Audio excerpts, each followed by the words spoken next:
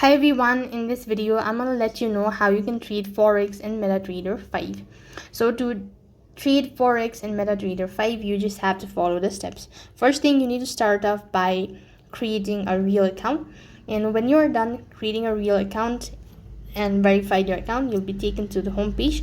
So from the home page, you need to select an instrument from the market watch window, right click and market watch from here, and then you need to go ahead and tap on it. As you press on it, you need to click on new order to open a new order window.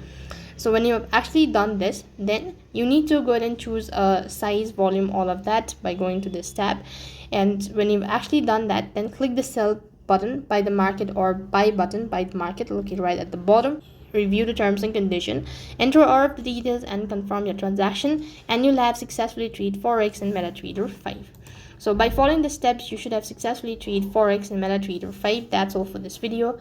I hope the video was helpful. Make sure to like, share and subscribe to our channel. Thank you for watching. See you in the next video.